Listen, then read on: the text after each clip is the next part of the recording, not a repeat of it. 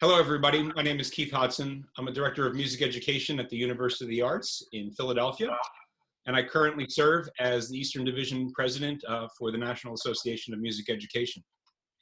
In a former career, I was the high school band director in New Jersey for 26 years and a past president of the New Jersey Music Educators Association. I'm also a educational clinician for the Zeswitzmusic company and proud to be a Consumer educational clinician. So today I'm here with one of my current student teachers, Nick Cesario from New Jersey. And so he's a master's student at the University of the Arts. I'll let him introduce himself in a moment. And his cooperating teacher, Miss Jeannie Andrews from the Vineland School District in South Jersey. So Nick, why don't you introduce yourself? Hi, I'm Nick Cesario. I've been studying music pretty much my whole life. My first instrument is a drum set. And I started out noticing myself always drawn to the band room. So no matter what was going on in the day, I was always thinking about being in the concert band room or the music room. So I went to school, the University of the Arts in Philadelphia. Got my bachelor's in instrumental performance, a minor in music ed, and now I'm attempting the master's for music education. So I did my first placement last semester at a high school. It was a really cool experience, and now I'm doing a placement at Petway Elementary School in Vineland. And you can take over. Great. Jeannie, how about you?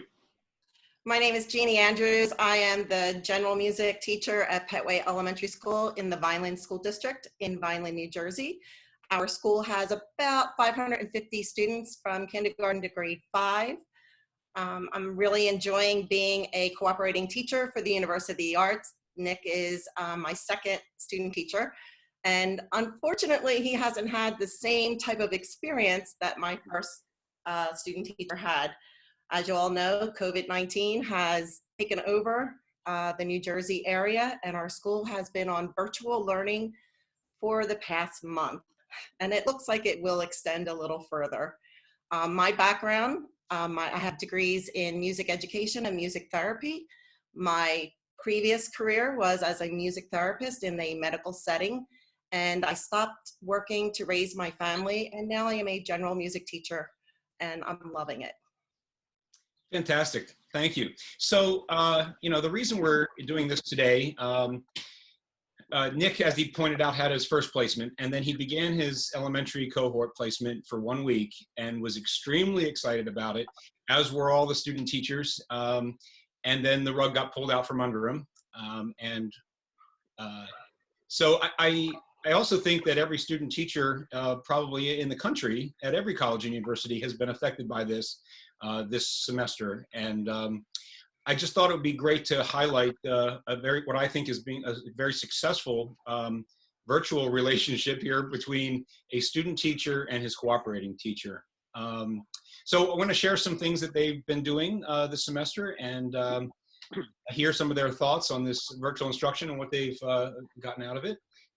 What kind of direction were you given from your school district to move to online teaching, and what kind of instruction have you been, or direction have you been given over the last couple of weeks since we've been out? Okay, so the Vineland School District must have been preparing for this for a long time, because teachers have had professional development with technology throughout the years.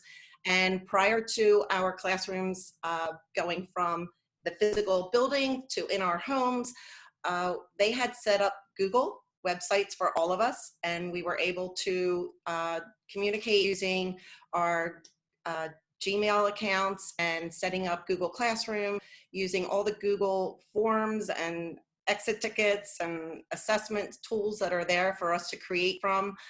My supervisor is in contact with me probably several times a week, just to make sure that we're not sinking, that we're being successful, and really reaching out to the children of Vineland.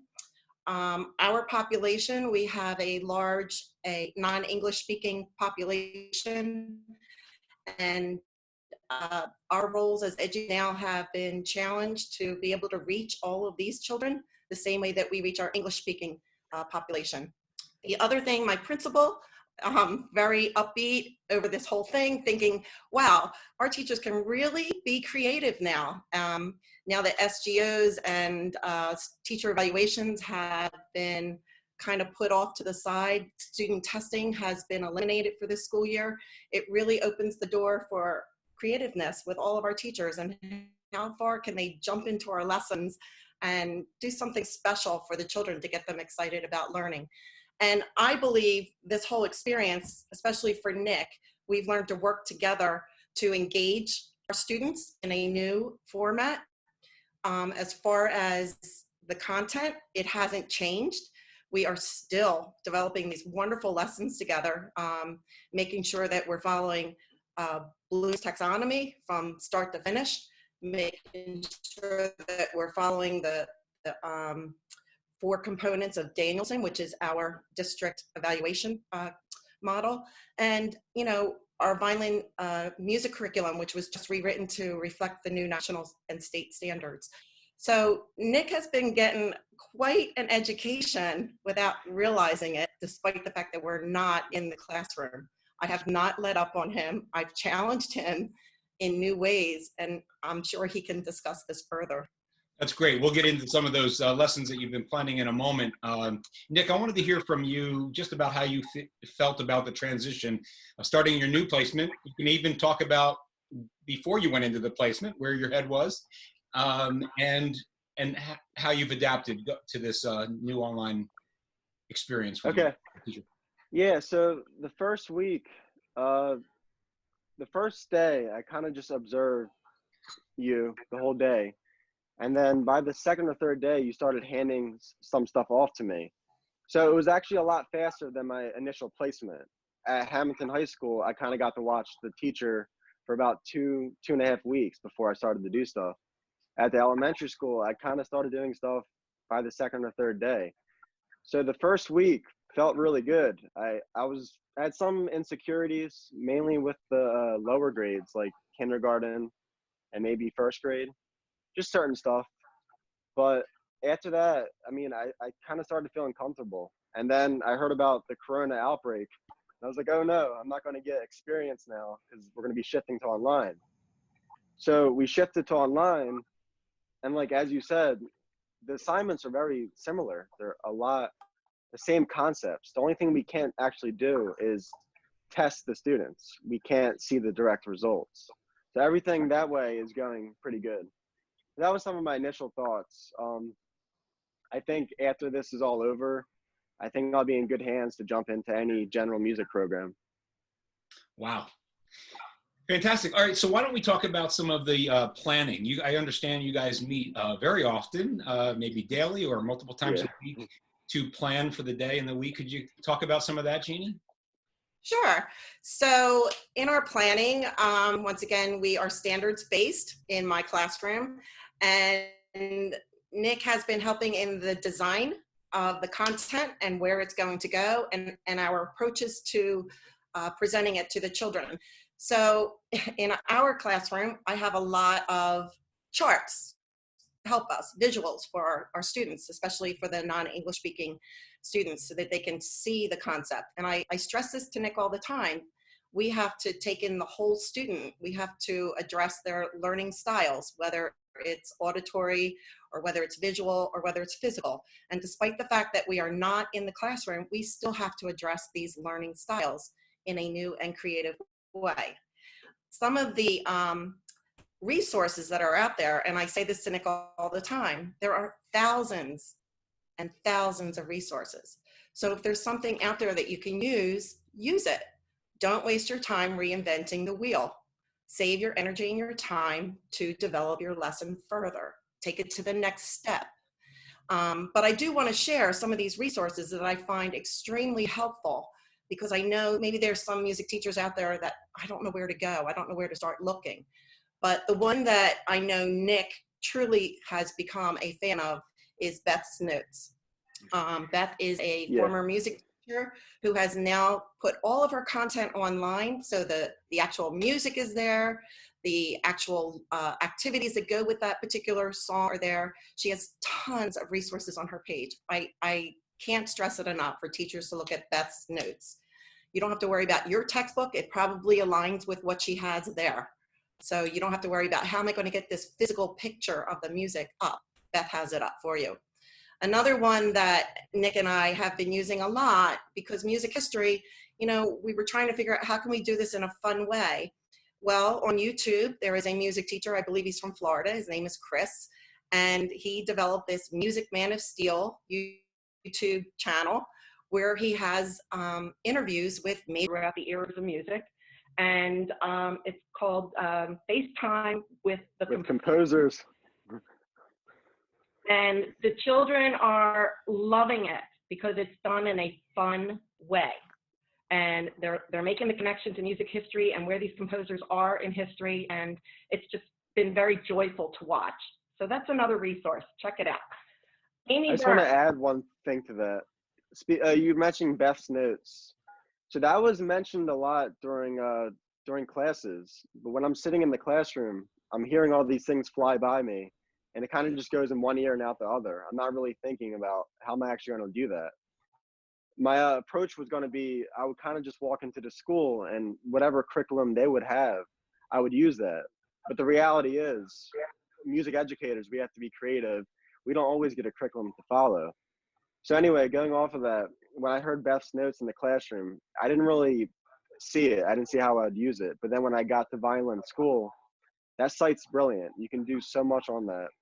We're exploring Japan, music in Japan. We did stuff in Africa, and she has stuff all around the world. So I just wanted to add that. You can keep going though. Thanks, Nick. Jeannie, how about we talk about some of, well, actually, could you talk, I don't know that the question got answered about how often you meet in the planning. Can you just talk about the communication Sure. you guys have in terms of your schedule?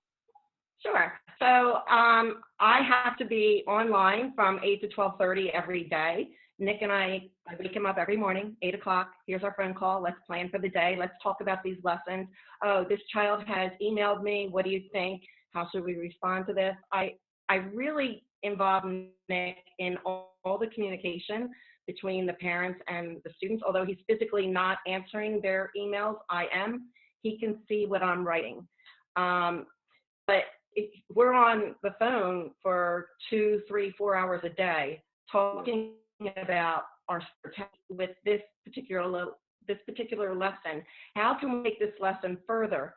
Think about our standards. Think about challenging the students through Bloom's. How can we take it to the next level without frustrating the children using technology?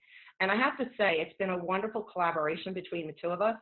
I put all the pressure on Nick to create videos, to explain concepts, to demonstrate the skills to the children, to develop the assessments, whether it's an actual quiz or an exit form. And let me tell you, you have to be pretty creative and fast-paced when you're teaching 550 plus students from kindergarten to grade 5. That's 6 grade levels. I didn't talk about special ed. We also have special ed. Our CogMod program is at our school. So we have to develop our lessons a little differently for them. Slow it down, more visuals, more physical. And Nick's doing a great job learning how to do that. I'm quite proud of him. Our hearing impaired students, Nick is learning a little sign language, but you know. Just a little bit. Just a little bit.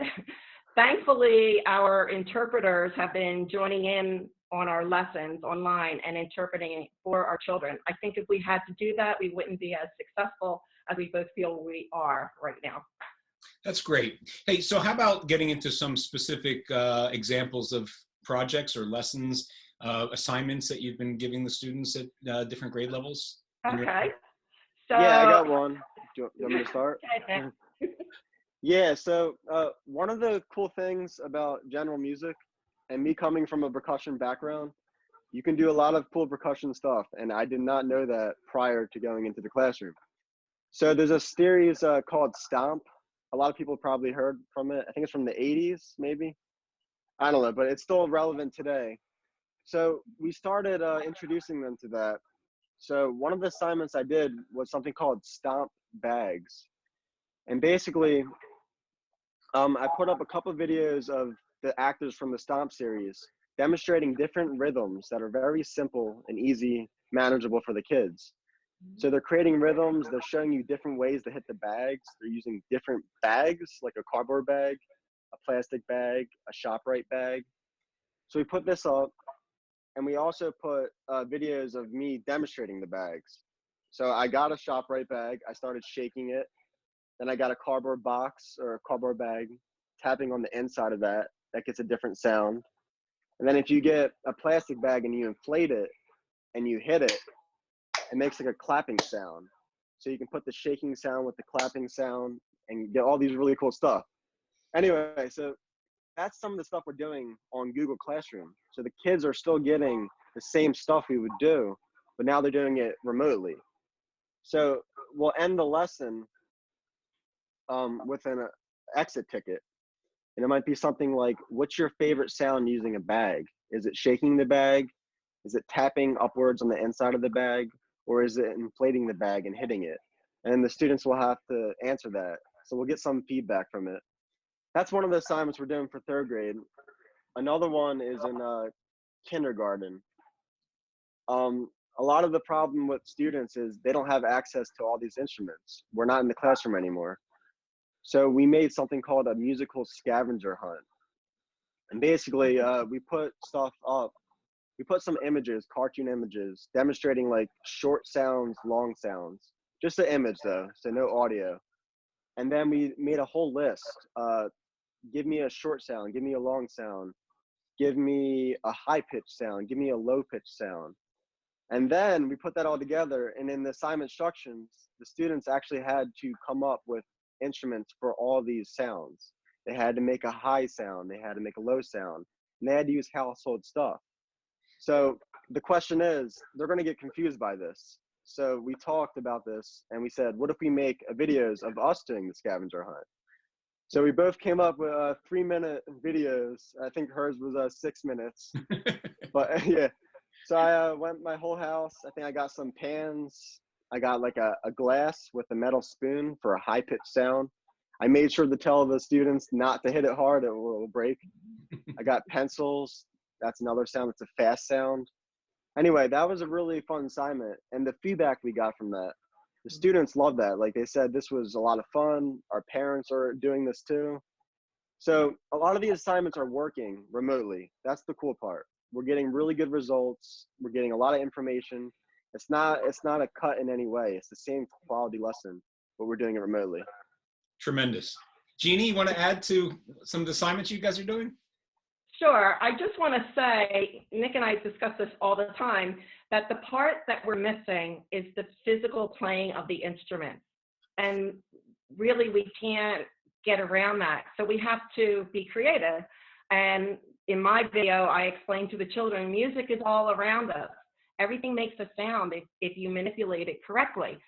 Here's what I found on my scavenger hunt. And, you know, you would never think to use a baking pan to rub, to make a rubbing sound. And the children just connected with the things that we learned in our class already in their homes. So they made that connection outside of my classroom into their home. Some other lessons that we've done in first grade, Nick is getting real good with solfege. You know, we're doing so many law songs, and Nick has been demonstrating the hand signs and the pitches. And this week we introduced a new one, Do, and I'm sure it'll be their favorite. Nick put up an exit ticket. What is your favorite solfege pitch and hand sign? And I'm sure they're all going to choose Do because it's new, it's fun. He already talked about in second grade, we're going around the world. Nick decided he wanted to go to Asia. I said, fine. Which country in Asia? And looking through Beth's notes, we found a couple songs that matched up with our curriculum in Vineland. And we said, let's go. And we're having a lot of fun with that. The children actually learned how to sing a song about rock, paper, scissors. So that's a game we know they're playing at home with their siblings. Well, let's infuse music into it. And can you play that game using the Japanese words and singing the song? So we had a lot of fun learning that. And actually, Nick did make a video to demonstrate that as well. So Nick can now play rock, paper, scissors in Japanese. He talked about Stomp in third grade, and it's a wonderful, wonderful resource because it's all made out of everyday items. You don't need instruments. So we got around that. I think prior to the paper bag lesson, we did a basketball lesson, and we said, you can bounce the ball, you can catch the ball, you can tap the ball. You can use any ball. It doesn't have to be a basketball, because we're sure most children have a ball. And in fourth grade, the rhythms, I want to say in our classroom, we had just started this, and a wonderful resource is bucketdrumming.net with Sammy Foster. He makes it fun, he makes it upbeat. His resources on YouTube are phenomenal because he infuses not only an overhead of him playing the bucket drums, but he also has the rhythms visually going across the screen to follow along with. And it's current, it's pop, and the kids love that particular resource. Recorder Karate, Music K to 8. We use the Recorder Karate program, and Nick is learning his recorder through the black belt with Nick and my students. And we did put up a Google Classroom for them, having them film themselves and upload a video. I can't say that they've had time to actually film themselves, but I am getting email that they're practicing their solos, and pretty soon they'll be ready for their visual test. So we'll see how that goes. But Music K to 8, the Recorder Karate program, wonderful resource for all teachers. Guys, it's just amazing in a couple weeks what you've been able to do virtually and wrap your heads around, and the relationship that you're making as a student in a student-teacher placement with a co-op. Jeannie, I wanted to kind of just ask you long term. I know originally we were all thinking about this, wrapping our heads around this 2-week, kind of 3-week window, and now we know that it's much longer, and in many cases it's going to be till the end of the year. So where are your thoughts long term for the rest of the semester in your planning? I am loving virtual teaching. I'm loving it. It is forcing me to think outside the box. It's so easy to just hand out an instrument to a kindergarten class and let's play to the steady beat. Let's march to the steady beat, playing our instruments. It's so easy to do that. But now I'm challenged, and I'm loving this component of virtual teaching. Where do I think it could go in the future if this were to extend further? I'm not real sure, but I see possibilities. I see the possibilities of homeschoolers no longer having to leave our districts. They can stay within the district. We've proven we have virtual teachers. I see weather issues are no longer a factor. We won't have to lose a day of school. We can put up a lesson online for students to do at home. I see virtual education as part of a student teaching experience. I think it's been phenomenal for Nick, and I'm sure there's many other student teachers out there who are challenged by this, but it challenges what makes you a better teacher in the long run. And I really believe it should be a component for that. The other part that I thought would be really interesting as a virtual education resource is subplans. I no longer have to worry about keeping a stack of worksheets on my desk and plans written out specifically for every grade level. I can put my subplans on a Google Classroom sheet and have them ready to go. So I'm seeing a lot of areas in the future that I can utilize this experience. And I will tell you, technology in my classroom, I don't use it a lot. I was too busy with the hands-on manipulative of playing instruments or singing songs. I've gotten over that.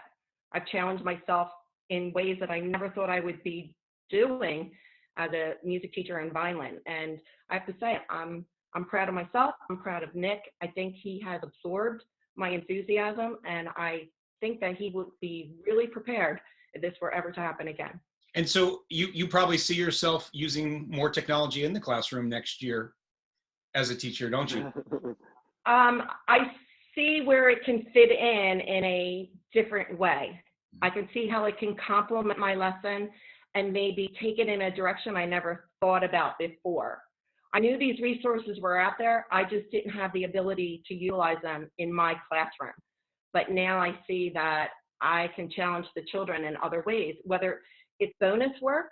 Hey, we're leaving our classroom now. We've done this wonderful lesson. I'll put some bonus work up on Google Classroom. If you want to challenge yourself outside of my classroom, go for it. you want to create another composition, go for it. I just see that I can reach maybe my gifted and talented students a little bit more. My struggling students, they can go on for extra help or resources. Maybe I can put up videos explaining concepts a little bit better. I know in our district, they just gave us a professional development resource where we can take our Google Classroom and translate it into other languages. So I'm exploring that because it would be quite helpful to me and my students. Wow. I see a lot of possibilities. Yeah. It makes me happy. So Nick, I know this wasn't the student teaching experience that you were expecting to have. Can you just talk for a moment about some of the benefits that you have gotten out of this experience? Yeah. So despite being young, technology is not my thing. We took a technology class at uarts and I was a little bit lost. I adapted eventually, but it wasn't my first forte. So doing this stuff online, yeah, it wasn't my first, wasn't exactly what I wanted as far as my student teaching experience. What this has enabled me to do is I feel like I really could teach an online class at any music school right now. Like the amount of stuff that we're doing on Google Classroom, it's amazing. We're putting really quality lessons together. So those skills are some of the benefits that are transferring over. Another stuff is just seeing all the types of assignments that we're doing. Like let's say we're in the classroom, we might get stuck in a certain way and we can be in a routine doing the same thing over and over again. When we're online, we're forced to get creative, and creative can expand to the types of lessons. So we might explore the whole world online where we wouldn't get to that in the classroom because now we're doing so many different things. So I like the elements where it makes you think outside of the box. You have to create more lessons plans while you're online. That's about it. With that being said, despite being able to teach online class, I still would prefer an experience type of thing. Sure. Jeannie, how about you? Any final thoughts on your role here as a mentor teacher? Sure. So, you know, this is my second career in life and I am a lifelong learner. And, you know, it's more important to me to see Nick succeed, to see Nick develop the confidence that come in a few months, he can take over his own classroom. I tell him all the time, even though our relationship as student teacher, cooperating teacher is coming to an end, I will always be a resource for him. He can pick up the phone, email me, whatever. I am always here for him because it's more important to me that music education continues in the public schools and that the next generation is prepared to teach it. That's more important to me than this small little part because I know Nick in the future is going to be quite successful. He's prepared. He has the confidence, he has the skill set, and he also has a list of resources that are available to him to help him if he gets stuck getting over the hump. So that's important to me, the future of music education for generations to come. Well, I'm so proud of both of you. I can't tell you. Nick, I know you feel how proud we are of you. You know, I think the thing about a successful student teacher is somebody who takes direction well, is workable, and Nick, you certainly are that. You've grown exponentially. So, thank you. Listen, I thank both of you, Jeannie. Thank you for all you do for your own students day in and day out, and thanks for being such a tremendous cooperating teacher during a very difficult and challenging time, and with the opportunities that you've created during this time have just been amazing for both of you. So thank you very much. Any last minute thoughts? No, we'll end with a silent cheer, which is something we do with our deaf ed students and all of our students at Petway Elementary School. So thank you, Nick, for a wonderful student teaching experience. We are cheering for you. We know you'll be successful in your future career. You. Congrats, guys. Thank you for joining us. Thank you.